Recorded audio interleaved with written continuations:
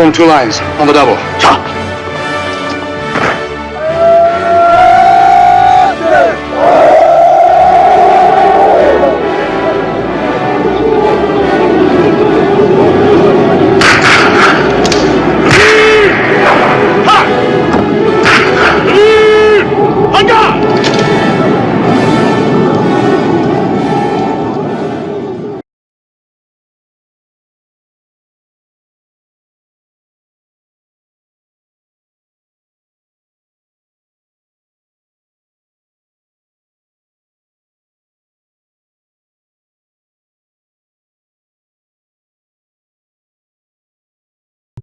It's on the patch of stone behind you over there.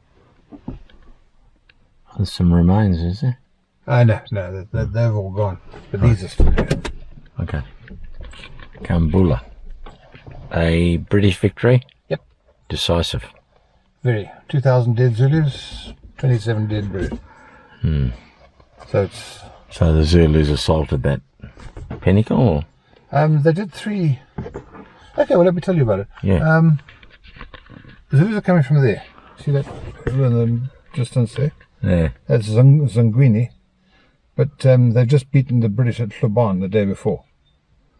Right. So they're cock of the hoop and so on like that. But I say, Wood has been in here for 6 weeks now. He's fortified it. The laagered is well organised. You have the artillery here. Just behind you, so you have the cattle crawl going on the other side. So your cattle are all organised there. And you've got these brilliant views in all directions. And if anybody's going to attack you, it has to be uphill over a vast length of time with no cover whatsoever. You'll see when you get up there, there's no cover, bugger one way or another. But Wood sends out scouts. And on that day, they go to where present-day Vryheid is. And the legend is that they see these massive Zulus coming towards them. And one of the scouts makes a remark of, "Oh my God." And of course the river is now called the Amagote River. So to sort of remind you that, and that's the river that, just as you go into Vryheid. But then the Zulu army splits into this horn thing. But the one horn comes down this valley, over here. Your chest waits where that picnic table was, over there. And the other horn goes into the next valley, which is on this side there. So typical Zulu ones, but what Wood decides, he doesn't want to have to deal with 15, 16, 17, 18,000 Zulus all at once. He wants to try and do it piecemeal. So what he does is he sends Bulla out with his cavalry down that slope over there to try and entice Ngowa Makosi into a premature attack. And it's beautifully successful, works like a bomb, and down they go, fire a couple of shots, and Ngowa Makosi break ranks and come streaming up here, while the rest of the Zulus are still not really ready to do anything about this. And of course they're running straight into this massed fire. They say the 90th, the 13th, and then a whole herd of colonials, so probably 5,000-6,000 British. And they decimate them, absolutely wipe them out there. And they retire behind where those rocks are. Right in the front, that sort of rocky shelf there. Ngowa Makosi go back around there. And they then sit down and they sort of try and recoup from this whole shock of it. And of course Wood then just turns around, because now by the time the other horn has now arrived, and Wood just turns his attention that way. And that horn also gets wiped out because they've got to climb out of a bloody great cliff to get to you. They do get reasonably close, within about 300 yards, but being typical Zulu, they went for the cattle crawl. So they just couldn't resist the bloody thing. And the one company of 13th had to gap at one quickly there. But British, by a succession of charges that way, drove the Zulus back. So they disappeared back. I thought, okay, how are we going to do this? And then you have the second charge by the Ngowa Makosi, who have now recovered, coming back up here for the third charge of the day. And just as unsuccessful as the first one there. And you've got 2,000 dead Zulus and 27 dead British. And the major issue of Kambula, of course, is the pursuit. Once the Zulus broke, Yeah. They don't stand and fight a rear guard action or anything else. They just gap it there. And this is where all the stories come from, is your colonial troops who are bursting with revenge for Santwana and Ntombi and just mow them all down in that whole area there, right up as far as that mountain over there. The pursuit takes up until almost nightfall. Cavalry pursuit. Yeah. But at the end of the day, Woods sits back and says, okay, that's how you do it, guys, in terms of all-round defense, Yeah. concentrated firepower, good command and control. And Chalmers says, yes, I agree with you. That's what we should have done at Santwana. Yep. That was what we did at Rorke's Drift. That was okay, but thanks God, Wood, you got the idea. That's what's going to work. And Chalmers uses exactly these criteria by the time he gets to Ulundi. Sir Evelyn. In 6 weeks more. Right. It's exactly the way it should be done. No Zulu gets close enough here to even cause you any heartache. You're still having a cup of tea when you're shooting him. Yeah. It's an absolutely perfect battle, apart from the one horn getting the cattle crawl. But okay, so you lost a few cows. But it wasn't that exciting because, of course, you could get them out of there. But the one story that comes out of here, which you might have heard of, is Major Hackett, who leads a bandit charge out that direction there and gets a bullet in the head just behind his eyes. Oh. And doof, over he goes there. But doesn't kill him. And everybody for the next 2 or 3 days is pussyfooting around because nobody's got the guts to tell him that he's gone blind.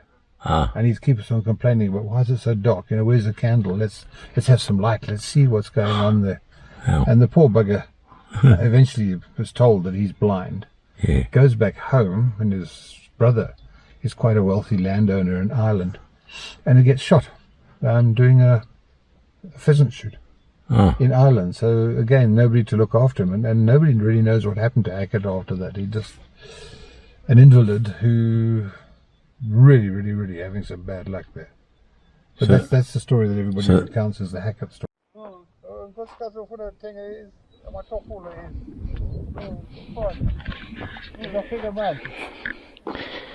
Right, we're on our way up to the top of the redoubt. I think that's what Pat called it, at the Battle of Kambula. As you might have heard, I didn't know a lot about it, but I tended to think it was a decisive British victory. And Pat confirmed that. I've put my proper shoes on because we've got some rocky terrain.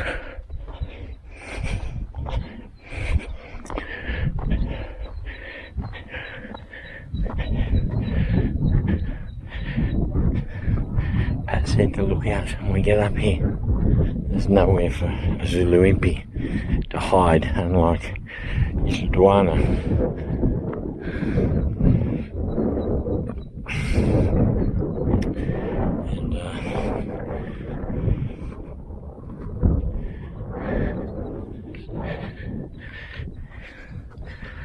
They decided to destroy each horn of the buffalo separately. It's magnificent open land, as far as the eye can see.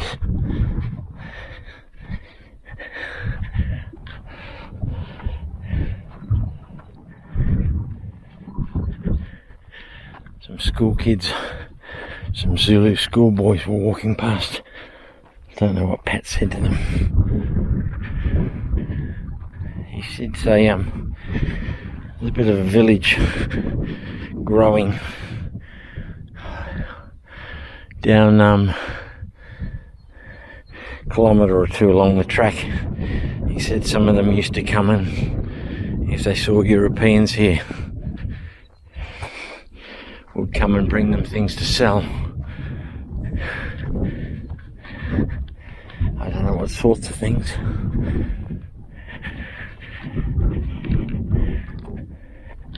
See how rocky it is.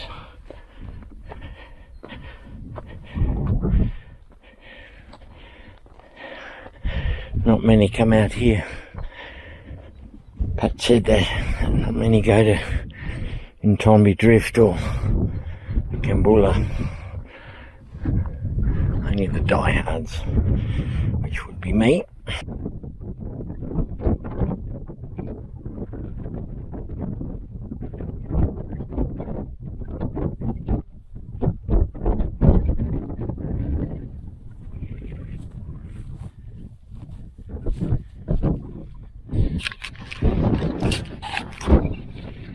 Here it says Kambula. Look at that. Pat said you're not going to hide a Zulu Impi here. It says, and also remember the British are more advanced now. I can actually see some Zulus coming now along this track. They might be bringing some goodies to sell us. Some British buttons or medals or coins. Anyway, Kambula battlefield. Here a British force of about 2,000 men commanded by Field Marshal Sir Evelyn Wood, VC. He was a big name in the Boer War as well. Successfully defended herself against the Zulu Impi, 20,000 strong under Mnyane Buthelezi. Now that Buthelezi is still a name of the kings here in KwaZulu now, I think. After a series of determined attacks on the British laager lasting from, it says, what it looks like 1:45 to 5:30, on the 29th of March 1879, the Zulus were forced to withdraw, suffering some 2,000 casualties. The Indunas regarded this as a major reverse, especially as many of the regiments which took part had been victorious at Islewana. So some of the Zulus that fought here had already beaten British at Islewana. Now over there was the left horn of the Zulu attack, where these kids are coming. Oops. Oh, maybe you can't see them. There's 3 kids coming. Young Zulu youth would be where the head of the buffalo was.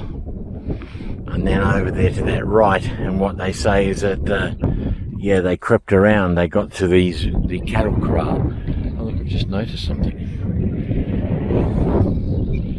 You can see the rock formations here laid out where the British had their camp. On top of this redoubt. You can see the lines of rocks here. This will be where the British encampment was. Wow, was it brilliant.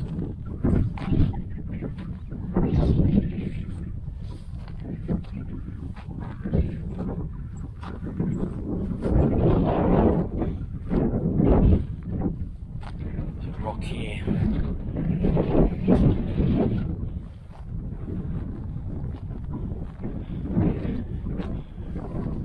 Don't know what significance this is.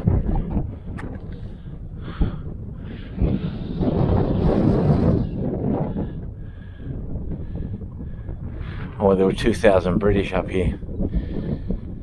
The Zulu youth are heading up that forest track towards the car. Let's hope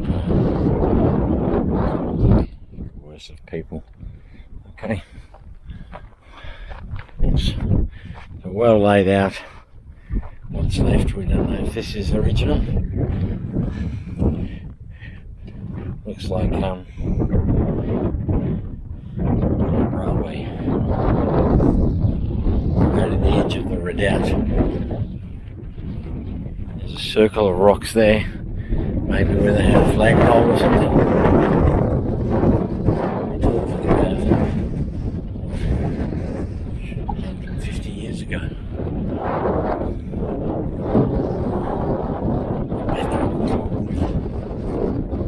That's a village. That says it's expanding. He says, mind you, the second person in a year to be out here. Look at that view.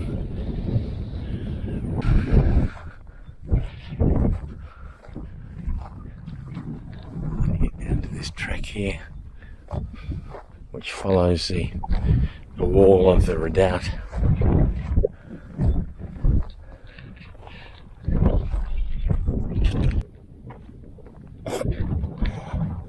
Oh, look at this guy. Who the hell are you? What the hell are you? Hi, mate. Look at you. The colours of him. Wow. What's your name? Ooh. Goes. And his belly. Belly's beautiful orange stripes. Hey, mate. I'm not going to hurt you. You're amazing. Okay, buddy.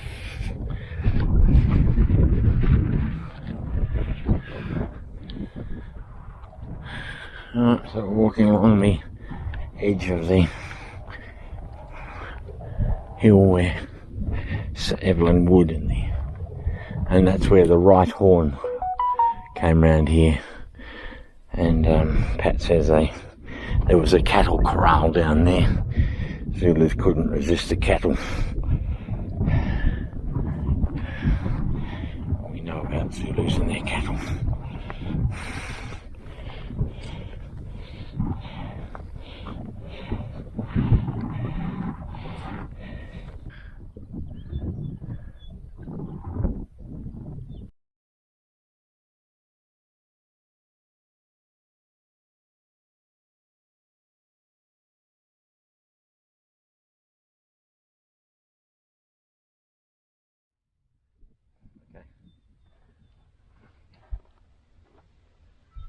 Just spruce yourself up, stomach in, chest out, yep.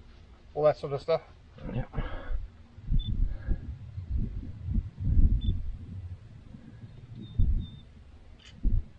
Okay. And oh, ready now? If I see.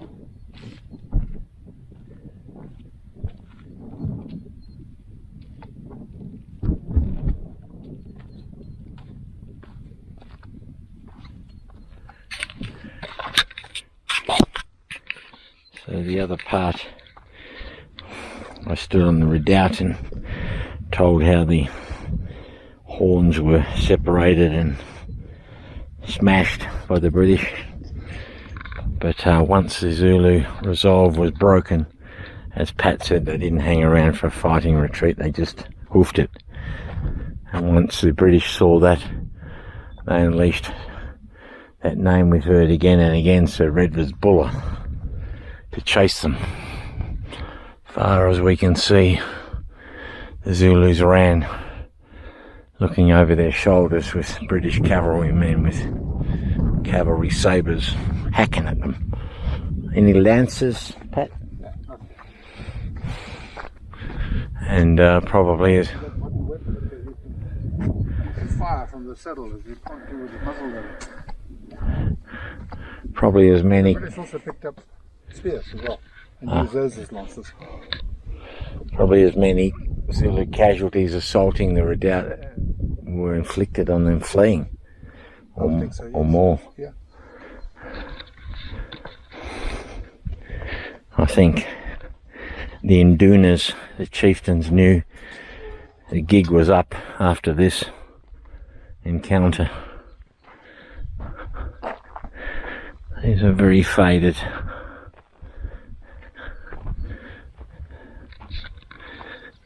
The Perthshire light infantry.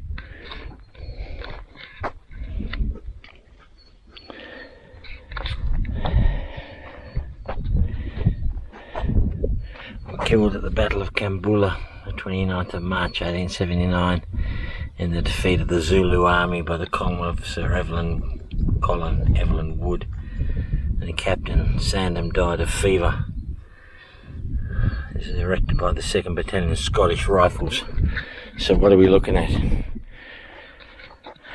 We're looking at the 29th of March, and Ilduana was the 28th of January, 27th of January, so it's 2 months after that. The British have well and truly learned how to defeat these Zulus.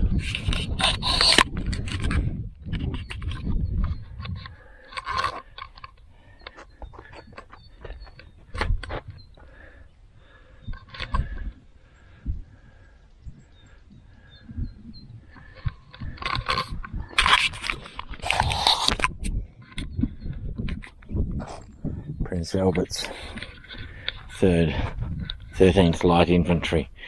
In memory of the brave soldiers of the 13th Light Infantry were killed in action at Kambula. Private Montgomery Arthur, Redpath Collins, Hayes, McNulty.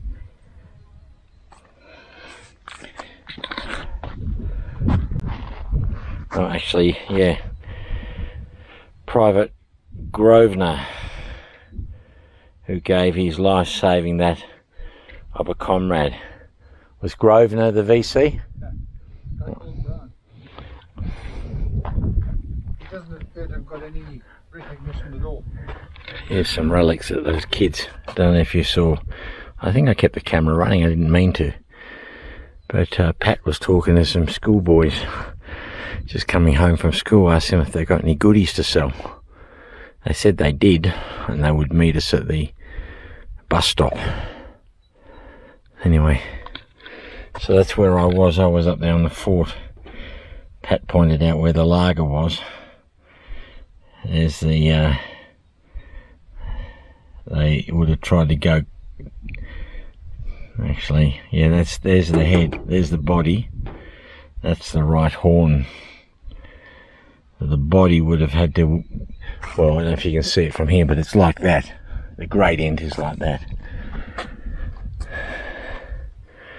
So an army of 25,000 Zulus set out for Kambula under the command of Inkosi, assisted by Amakosi in Shwengo.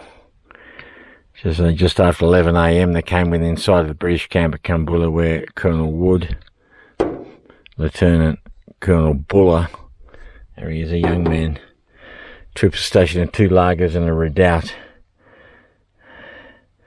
So once again they were told not to attack the camp, but to draw the British out in the open. The Right Horn Regiment attacked. The British mounted troops provoked them into a full attack from about 1:45.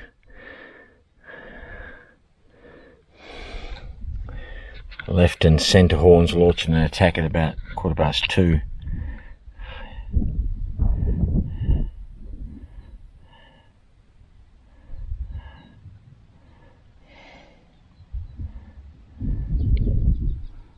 So by 5 o'clock they've realised that this is hopeless.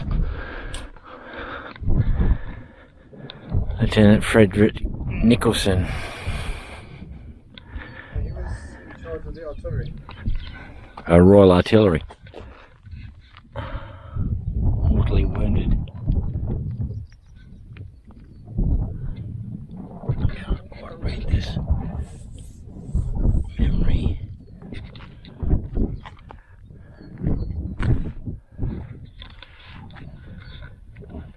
No vandalism out here for some reason,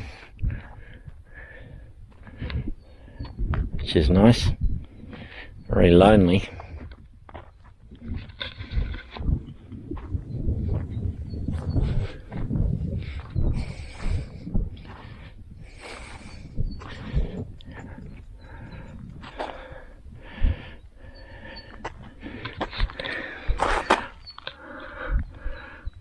Unknown.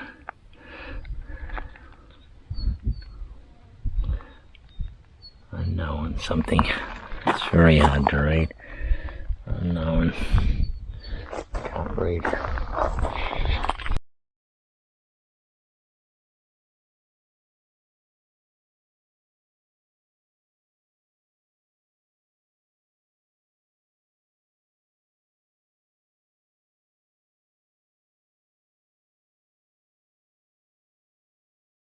You get here so quick.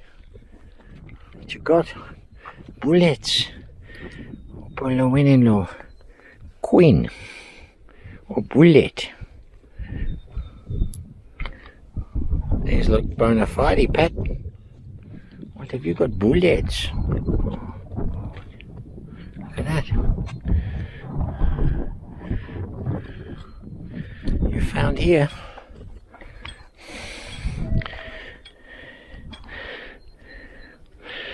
That one. South African coins.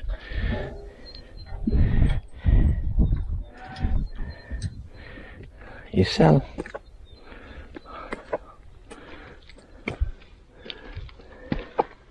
you got anything else like that? Okay. Yeah. I'll get to the car. Get some. 2 cents, 2 cents, 2 cents. Don't need it. Is that okay? How much do you want? 2 cents, 2 cents, 2 cents. Doesn't he? Money. He's nudging him 20 rand. up the price, he says.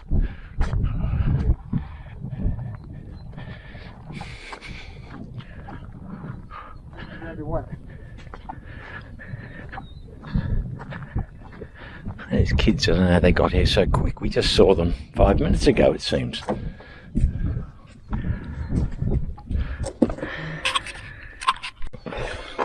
What have I got, Pat? What's that, a martini? Is that a martini, Henry? Yep.